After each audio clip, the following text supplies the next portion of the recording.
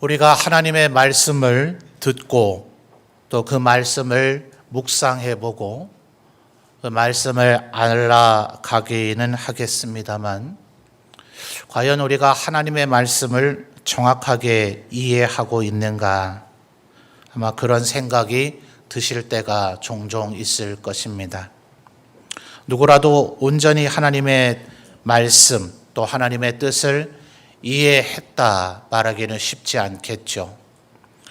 그런데 특별히 오늘 우리가 살펴본 이 요한복음 8장 32절은 많은 사람들에 의해서 오해가 되어지거나 심지어는 왜곡 호도되기까지 했던 가장 대표적인 성경 구절이 아닌가 하는 그런 생각을 해보게 됩니다. 32절 보시면 진리가 너희를 자유롭게 하리라 이렇게 말씀을 하였는데, 소위 말하는 자유라고 하는 그 개념이 처음 예수님께서 유대인들에게 이 말씀을 하셨을 때 그들이 얼마나 자유에 대한 개념을 이해했겠는가. 우리는 흔히 현대를 살아가고 있는 우리들의 시각을 통해서 이 과거에 기록된 하나님의 말씀을 이해하는, 그래서 약간 핀트가 안 맞죠. 그런 착각을 하게 되는 경우가 있습니다. 오늘 우리가 생각하고 있는 자유를 이때 당시의 사람들이 이스라엘 사회 안에서도 과연 얼마나 누릴 수 있었겠어요. 왕이나 아주 고위 귀족들, 그들 정도가 아마 오늘 우리가 흔히 생각하는 자유와 비슷한 것들을 조금 누리거나 맛보았을 겁니다. 고대 사회는 일단 기본적으로 혈통과 집안에 따른 신분제가 있죠. 그 신분은 수많은 사회적 제약을 우리에게 주곤 했습니다. 그 사람의 능력과 재능, 은사가 아무리 좋다 하더라도 임의로 자신의 직업을 선택할 자유란 상상조차 할 수 없는 일입니다. 대장장이의 자식은 대장장이가 되는 것이 너무나 보편타당한 상식이고, 농부의 아들이 농부가 되는 것이 그것이 자연스럽고 보편적인 상식입니다. 교육을 받을 자유도, 직업을 선택할 자유도, 심지어 내가 사랑하는 사람과 결혼할 자유도 고대 사회에는 아예 개념 자체가 없었다 이 말입니다. 오늘날 우리가 소위 자유라고 하는 개념이 조금 이 사회에 알려진 것은 대부분의 보편적인 학자들의 견해에서는 프랑스 혁명을 통해서 이제 비로소 자유라고 하는 개념이 온 인류의 보편적인 가치와 생각이 되었다고 봅니다.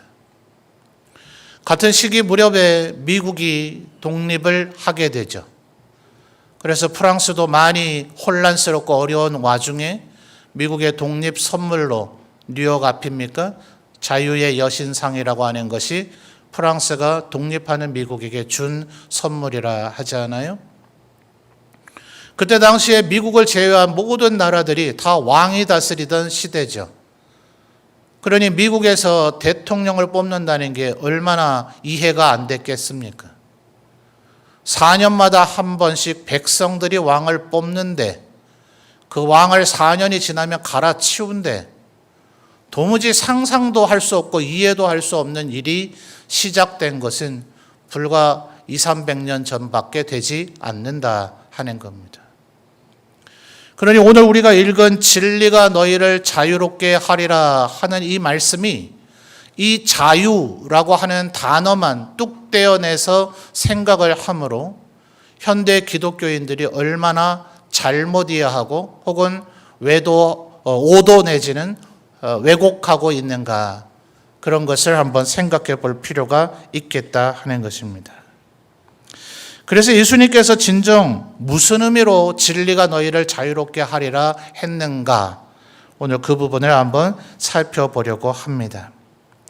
먼저 예수님께서 이 얘기를 하자 33절을 보면 이 말을 들은 유대인들이 발끈했습니다. 자, 유대인들이 어떤 반응을 보였는가? 33절 우리 성도님들이 한번 읽어봐 주시죠. 33절입니다. 읽어주세요. 시작.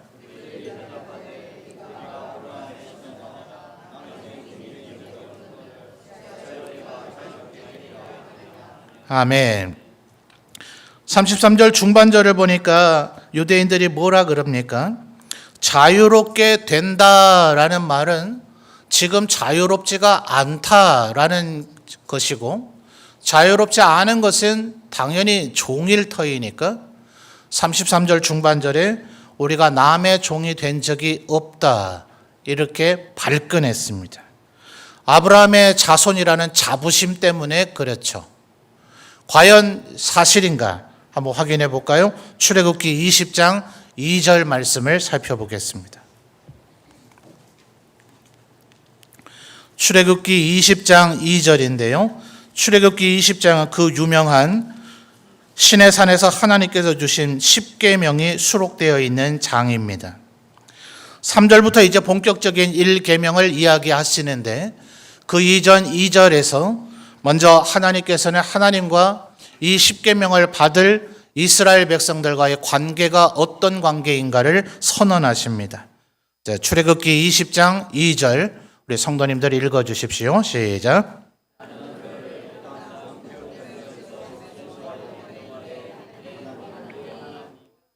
아멘. 자, 2절의 핵심 주어와 동사는 나는 너의 하나님 여호와다 이렇게 얘기를 하시는 것인데, 어떤 이들의 하나님 여호와인가라고 이스라엘 백성들을 설명하기를 너희는 애굽 땅에서 뭐 되었었다고요? 종 되었었다. 모든 것이 하나님의 말씀이긴 합니다만, 특별히 20장 출애굽기 20장 2절은 하나님께서 친히 말씀하신 것을 지금 기록한 겁니다. 그러니 하나님의 진단이 맞습니까? 틀립니까? 맞죠.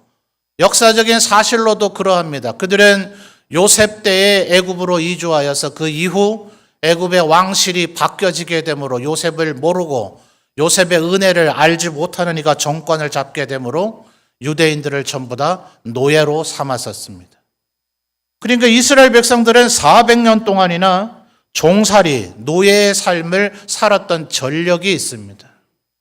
그런데 지금 우리가 남의 종이 된 적이 없다고 발끈하고 있는 것은 얼마나 우스꽝스러운 일입니까? 또 어떤 이는 말하기를 그것은 수천 년 전에 고대 이스라엘 사회에서 겪었던 일이 아니냐. 지금 예수님께서 이 말씀을 하실 때 유대인들과 무슨 상관이 있느냐라고 말을 한지 모르겠어요. 예수님께서 뭐라고 얘기하십니까? 너희에게 오른뺨을 때리는 자에게 왼뺨을 돌려대고 너에게 겉옷을 요구하는 자에게 속옷을 내어주고 무거운 짐을 지고 오리를 걸어와라 라고 하는 이들에게 십리를 걸어가 주라 하는 것은 당시에 로마인들에게 당했던 압박과 학대를 묘사하고 있는 것입니다. 로마인들은 그냥 아무나 보고 그들이 들고 다녀야 될 무기와 무장들이 워낙 무거우니까 너 이거 들고 내가 가는 데까지 따라와 하면 이유 여하를 막론하고 따라가야 됩니다. 그 말에 불응하면 로마 군인이 죽여도 그 누구도 항변할 수 없습니다. 이게 종과 무엇이 다릅니까? 로마 제국 안에 있긴 하지만 이스라엘 히브리인들은 로마인이 아니었어요. 아주 극히 일부인 바울 사도 같으니만 나는 로마 시민권자다 이러니 놀라잖아요. 너희들이 로마 시민된 나를 내 죄가 무엇인지 확정짓지도 않고 때리기부터 하느냐. 이 말 때문에 바울 사도를 때린 이들이 처벌받을까 봐 두려워하잖아요. 이 말은 역설적으로 로마 시민이 아니면 죄인인지 아닌지 확인 안 된 상태에서 때리고 죽인들 누가 그들을 처벌하느냐 이 말이에요. 왜요? 종 같은 수준이니까요. 그러니 바벨론의 이스라엘이 패망되고 난 이후 메데파사, 헬라, 로마 시대를 거치면서 이스라엘인들의 삶의 꼴은 마치 종이나 전혀 다를 바가 없었지만 지금 요한복음 8장 33절에서 우리가 확인한 대로 이들은 자신들이 아브라함의 자손이라는 그 자부심으로 인해서 자신들이 종 상태에 있다는 것조차도 깨닫지를 못합니다. 그러니 먼저 우리들이 종이다 하는 것을 먼저 알아야만 주님 말씀하시듯이 병이 들었다는 인식을 스스로 가져야 의원에게 와서 나를 고쳐주세요, 살려주세요 라고 할 것이지, 내가 병들었다라고 스스로 인정하지 않으면 의원을 찾지 않을 것이니 그가 나을 수 없다라고 얘기하셨던 것처럼 먼저 내가 종이냐 자유민이냐 하는 것에 대한 정확한 인식이 있어야 자유롭게 될지 아닐지도 확정짓게 된다, 이런 것입니다. 예수님이 겨우 지금 애굽에 종됐던 적이 있었다. 지금 현실상 로마인들에게 너희들이 종과 뭐가 다르냐? 겨우 그 수준의 얘기를 하시려고 한 것인가? 그렇지 않습니다. 그래서 34절을 보면 예수님께서 이들이 자유로움이 필요하다, 현재는 자유롭지 못한 종과 다를 바가 없는 상태라는 이유를 34절에서 이야기를 해 주십니다. 자, 요한복음 8장 34절 우리 성도님들 또 읽어 주십시오. 시작.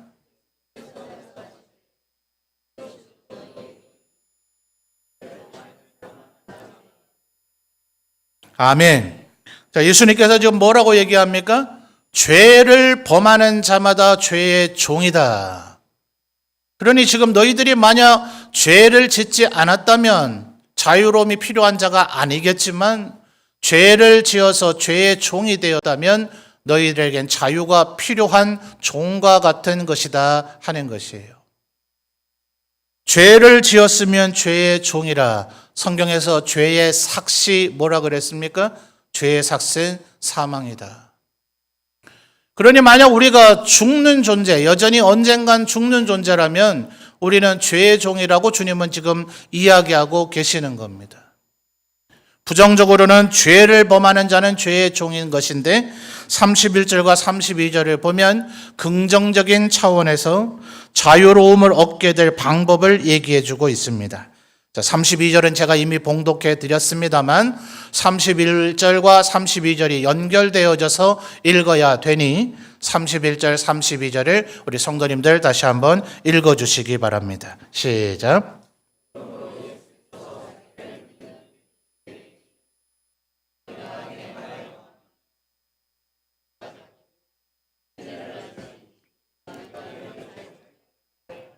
아멘. 성경이 번역이 되면서 어느 접속부사는 때로 생략이 될 때가 있습니다. 접속부사라는 것, 그리고, 그러나, 그러므로, 그런데, 이런 것들이죠. 이게 원문 그대로 직역을 한다 하더라도 그 나라의 언어적 습관이라는 게 있기 때문에 그걸 그대로 다 번역을 해버리면 문장이 너무나 조금 어렵거나 혹은 조악해 보일 가능성이 있어요. 그래서 대표적으로 지금 32절 앞에 그러면이라고 번역되기에 적합한 부사를 지금 생략을 한 겁니다. 왜냐하면 31절 끝에 내 제자가 되고 라는 요 번역에서 이미 그 표현이 어느 정도 함축되어 있기 때문에 그렇습니다. 말하자면 31절과 32절은 네 단계의 원인과 결과, 인과관계로서 자유로움을 얘기하고 있는데 31절 중반절을 보면 첫째, 내 말, 이 말을 지금 누가 하고 계십니까? 예수님이 하고 계시죠. 그러니 예수님의 말 속에 거하면 이게 첫 번째 단계입니다. 두 번째 31절 하반절에 뭐가 됩니까? 내 제자, 예수님의 제자가 되고, 예수님의 제자가 되면 32절의 첫 단어가 뭡니까? 진리를 알게 되고, 그래서 그 진리를 알게 되면 그 진리가 너희를 자유롭게 되리라 하는 거예요. 자유라고 하는 개념도 많이 호도가 되긴 했지만 진리라고 하는 것이 8장 이어지는 부분에서 거짓과 대척점으로 예수님이 설명을 하세요. 44절에 보면 거짓을 일삼는 자, 에덴 동산에서 아담과 하와를 속였던 마귀 사탄이기 때문에 거짓을 따르는 자는 거짓의 후손, 마귀의 후손이고 진리를 따르는 자가 진리의 후손이다. 이런 개념으로 설명을 하셔서 진리를 하나의 진실된 지식 정보를 아는 것으로만 이해하는 이들이 간혹 있습니다. 그러니까 지금 32절에 진리가 너희를 자유롭게 하리라. 요 진리 사실을 알면, 요 문장을 알면 자신이 자유롭게 된다라는 생각을 하는 거예요. 그런데 그렇지 않죠. 진리가 과연 무엇인가를 확인해야 되는데 똑같은 요한복음입니다. 14장 6절로 넘어가 보죠. 요한복음 14장 6절입니다. 요한복음은 예수님께서 내가 누구인가, 예수님의 자기소개라고 표현하는 것들이 많이 나타나요. 마치 호렙산에서 모세가 만난 하나님께서 누가 나를 보냈다고 해야 합니까? 할 때 나는 스스로 있는 자다라고 하나님 스스로를 설명하신 것처럼 예수님께서는 요한복음에서 자신에 대한 설명을 그런 각도에서 하신 것을 요한이 많이 기록했어요. 14장 6절은 아마 우리 성도님들이 거의 암송까지도 하실 구절입니다. 한번 읽어볼까요? 시작.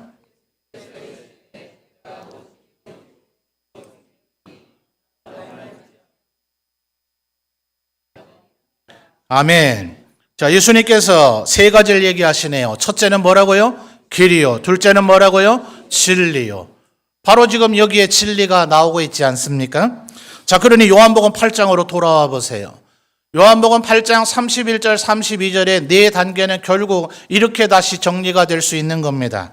예수님의 말씀 안에 거하면 예수님의 제자가 되고, 그러면 예수님을 알게 되니 그 예수님을 아는 그것이 그 사람을 자유롭게 한다고 말입니다.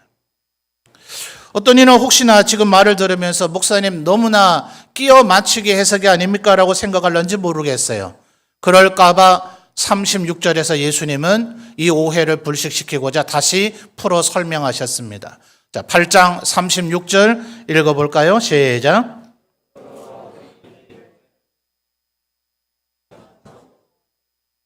아멘. 자, 36절에서는 누가 자유롭게 한다 했습니까? 아들이 너희를 자유롭게 하면. 그러니 32절과 비교하면 진리는 누구세요? 바로 아들이신 예수 그리스도. 아들이 진리가 너희를 자유롭게 하리라. 32절에서 그렇게 얘기하신 주님이 36절에서 아들이 너희를 자유롭게 하리라 라고 얘기하신 겁니다. 그러니 사실은 31절과 32절을 보면 우리가 예수님의 말씀 안에 거하고 예수님의 제자가 되고 예수님을 알아야 되고 마치 우리가 대단한 노력을 하고 대단한 뭔가를 이루어내야만 자유함을 얻게 될 것 같지만 36절을 보니 실상 이것은 예수님께서 우리를 자유롭게 해주신다는 것을 이야기하고 있는 겁니다. 예수께서 십자가의 보혈의 은혜로 우리의 죄를 다 대속해 주심으로 우리는 죄 사함, 죄 씻음을 얻게 됐죠. 그러니 내 힘으로 뭔가를 해내는 것이 아니라 바로 주님께서 십자가에서 날 대신 대속함으로 죄를 짓는 자는 죄의 종이라 죽음에 이를 수밖에 없겠으나 나를 믿는 자, 내 말을 따르는 자는 내가 십자가 위에서 너희를 이미 죽음의 권세를 깨뜨리고 대속하여 죽음에로부터 너희를 자유롭게 했다라는 것을 미리 예언적으로 선언하고 계시는 겁니다. 예수님은 이 얘기를 지금 처음 하신 것이 아니라 이미 요한복음 5장에서 이 개념을 이야기하신 바가 있습니다. 요한복음 5장 24절로 거슬러 가서 볼까요? 요한복음 5장 24절입니다. 우리 성도님들 읽어주십시오. 시작.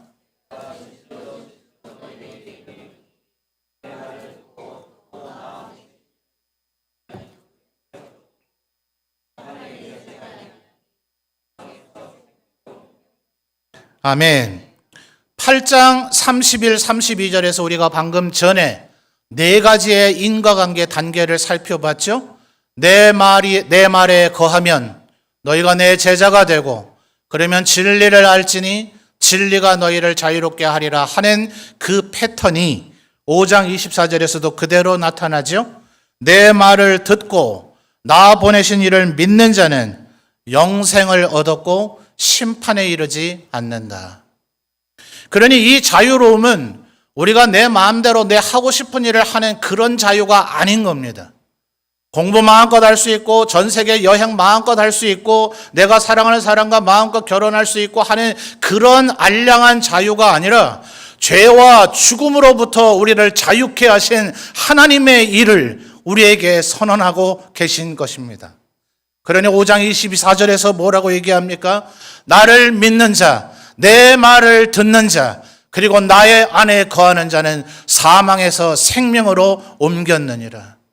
그래서 여러분 5장 29절 이어서 한번 볼까요? 5장 29절입니다. 5장 29절 우리 성도님들 읽어주세요. 시작.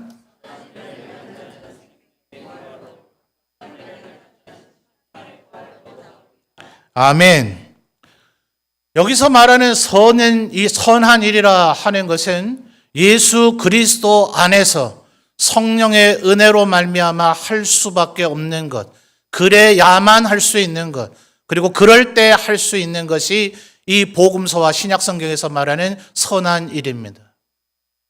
하나님을 모르는 것 자체가 이미 근원적 악이기 때문에 이 세상의 불신자들이 생각하는 도덕과 윤리적인 일들을 아무리 그들이 대단한 업적을 이루어냈다 하더라도 자신의 창조주를 알지 않고 자신이 죄인됨을 인정하지 않는 그 교만한 상태에서 하는 대단한 윤리적 도덕적인 일은 절대로 선함이 되지 못하는 거예요.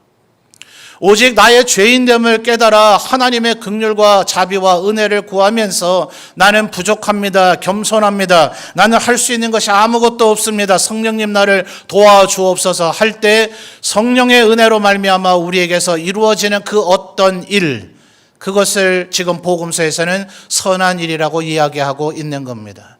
그러므로 지금 살아있는 듯 보여도, 그때 살아있는 듯 보여도 예수님의 말씀을 듣고 예수님 보내신 일을 믿지 않았던 자는 영생에 있지 못하므로 5장 29절에 뭐라고요? 그들은 심판의 부활로밖에 나올 수 없을 것이고, 지금 우리들이 살아있으나 오늘 우리가 가서 장래의 첫 예배를 드릴 우리 임병건 장로님처럼 굉장히 빠르게 너무나 애통하고 너무나 안타깝게 우리 곁을 떠난 것 같다 할지라도 그에게는 이미 사망으로부터 생명으로 하나님이 그를 옮기셨으니, 그에게 이미 주셨던 진리가 그로 하여금 자유롭게 해주셨으니 죽음이 더 이상 그를 주장하지 못하니 우리와 동일하게 예수 그리스도 다시 오시는 그날 그는 영생과 생명의 부활로 우리 앞에 다시 서게 될 것입니다.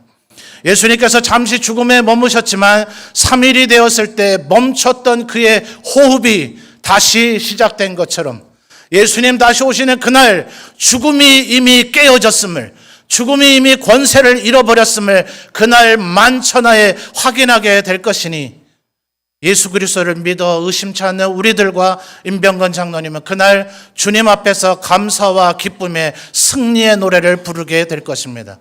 예수님을 믿는 자, 그 진리가 우리를 이미 자유케 하였으므로 더 이상 죽음의 권세가 우리를 주장하지 못하고 있음을 마음속에 새기는 우리 성도님들이 되시기를 바랍니다.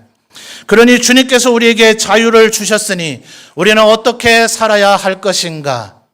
아마도 초대교회 성도들 가운데도 이 부분이 오해가 이미 있었던 것 같아요.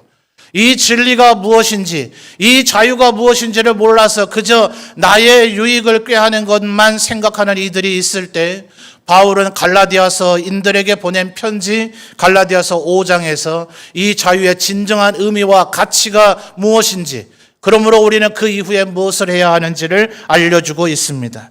자, 마지막으로 두 구절 찾아봅시다. 갈라디아서 5장 1절과 5장 13절의 말씀을 살펴볼 것입니다. 이미 우리는 요한복음 8장 32절과 36절에서 진리가 우리를 자유롭게 할 것임을, 하나님의 아들이신 예수 그리스도께서 우리를 자유롭게 할 것임을 예수님께서 말씀하셨다는 걸 이미 살펴봤습니다. 갈라디아서 5장 1절에서 바울 사도는 이것을 보다 더 정확하고 선명하게 우리에게 선언해 줍니다. 갈라디아서 5장 1절 우리 성도님들 읽어 주십시오. 시작.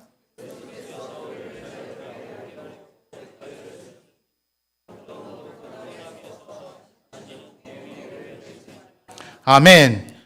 자, 요한복음 8장 32절과 36절에서 이미 우리 확인했죠. 진리가 너희를 자유롭게 하리라. 아들이 너희를 자유롭게 하리라. 바울 사도는 그렇게 우회적 표현을 하지 않고 직설적으로 선명하게 우리에게 얘기합니다. 뭐라고요? 그리스도께서 우리를 자유롭게 했으니. 주님 뭐라고 선언하셨었습니까? 죄를 짓는 자마다 죄의 종이라. 그러니 진리가 우리를 자유롭게 하리라 하는 이 말씀을 안다고 해서 우리가 자유롭게 되는 것이 아니라 그분이 나를 대신해서 죽으셨다. 여러분 요한복음 8장 다시 한번 돌아가 보시면 31절에서 예수님께서 이 말씀을 한 대상이 누군가, 이 말을 들은 사람들이 누군가. 31절, 그러므로 예수께서 누구에게요? 자기를 믿은 유대인들에게 이렇게 얘기를 하셨다고요. 33절에서 발끈한 사람들이 33절에 그들이는 바로 이 31절에 자기를 믿는 유대인이란 말입니다. 이 믿음이라고 하는 개념 자체가 참으로 추상적인 개념이라서 착각과 오해들을 많이 해요. 내가 예수님을 좀 안다. 저분이 왠지 그저 나사렛 예수만은 아닌 것 같다. 그저 랍비 정도는 아닌 것 같다라는 이런 것을 아는 것이 진리 그 자체가 아닐 뿐만 아니라 그것이 믿음은 더더욱 아닙니다. 하나님이셨던 그분이 나 살려보시고자 인간이 되셨다. 하나님이신 그분이 날 대신해서 십자가에 죽으셨다. 하나님이신 그분이 발가 벗겨질 정도로 수치와 굴욕을 당하면서 모든 피 한 방울까지 쏟으면서 날 대신해서 죽으셨다. 이 사실을 믿는 자가 어떻게 죄악을 저지를 수 있겠어요? 그러니 바울 사도는 지금 이렇게 얘기합니다. 그리스도께서 너희를 자유롭게 하셨으니 다시는 죄의 멍에를 매지 말라. 이것이 자유함을 얻게 된 우리들의 책임입니다. 내 힘으로는 절대로 할 수 없습니다. 성령 하나님 나를 도우시옵소서. 내가 하나님 앞에 영광 돌리기를 원합니다 할 때 그 성령께서 우리를 도우실 것입니다. 그래서 주님은 우리에게 날마다 이렇게 기도하라고 했습니다. 우리로 시험과 유혹에 빠지지 말게 하옵시며, 그렇게 기도했는데도 불구하고 죄에 빠지면 다만 우리를 건지시옵소서. 날마다 이 처절한 하나님의 말씀에 순종하고자 하는 태도가 우리에게 주어질 때 그 믿음이, 그 진리가 우리를 진정으로 사망의 권세에서 우리를 해방시키는 자유함을 이루게 할 것입니다. 데살로니가서에서 바울 사도가 얘기한 것처럼 임병건 장로님은 이 고단한 삶의 경주를 이제 마치셨습니다. 이 세상을 살아가는 우리에게는 때로 휘청거리거나 쓰러짐이나 넘어짐이 있어서 우리는 필연적으로 불안전해질 수밖에 없지만 주님의 품에 안긴 자는 이 모든 고통과 고난의 길을 다 끝냈으므로 이제 그에게는 진정한 안식이 있고 그는 이제 영화로워진 것입니다. 이제 살아남아 있는 우리가 중요합니다. 진리가 이미 우리를 자유롭게 했으니 죽음의 권세를 두려워할 필요가 없으니 이미 우리에게 영원한 생명을 주님께서 허락해 주셨으니 이 믿음 가지고 이 자유를 지키며 다시는 종의 노예가 되지 아니하고 죄의 멍에를 매지 않는 자로 살아가야 될 것입니다. 여러분 마지막으로 갈라디아서 5장 13절을 한번 확인하며 읽어보겠습니다. 그렇다면 우리는 어떻게 살아야 할 것인가? 갈라디아서 5장 13절입니다. 우리 성도님들이 읽어주세요. 시작.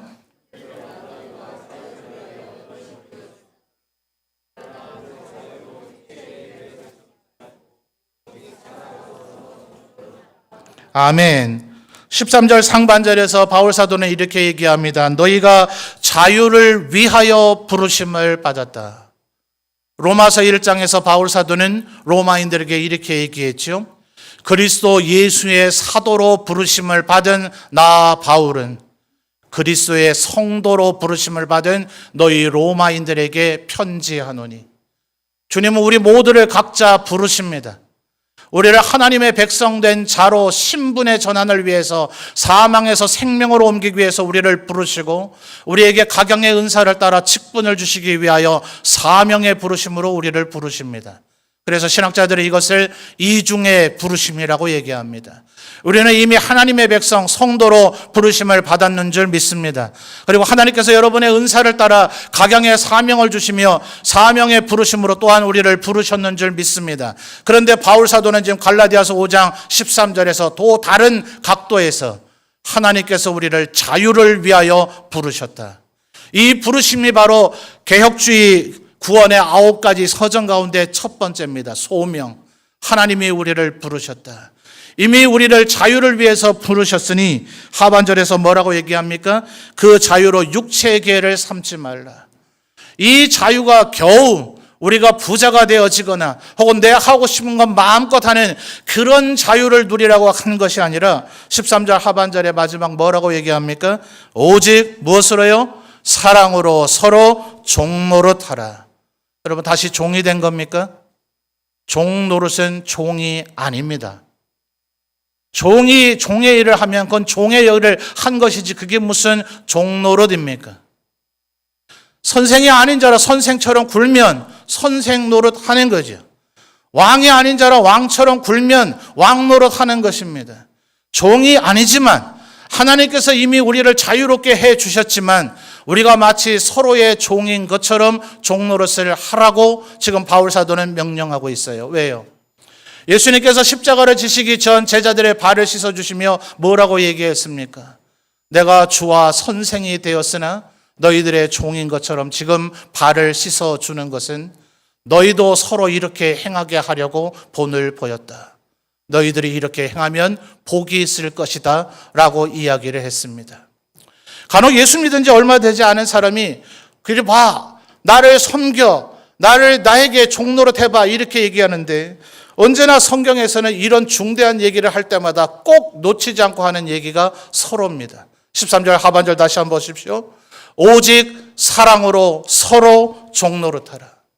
그러니 우리들이 이제 서로를 위해서 이 종노릇이라고 하는 단어의 의미를 다른 영어 역본은 섬기는 자가 되라 이렇게 번역을 해서 한글 역본 중에 일부 역본은 섬기는 자가 되라고 번역을 하고 있습니다.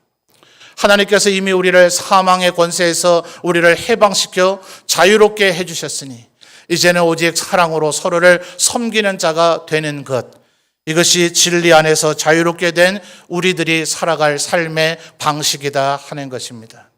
그러므로 사랑하는 성도 여러분, 하나님께서 이미 우리를 죄와 죽음에서 해방시켜 자유롭게 해주셨으니 죽음을 두려워하지 않는 자로, 그리고 하나님 앞에 그 감당치 못할 은혜와 사랑을 받았으니 이제는 오직 사랑으로 서로 섬기는 자로 살아가기를 다시 한번 다짐하고 결단하시는 우리 모든 성도들이 되시기를 주님의 이름으로 축원합니다.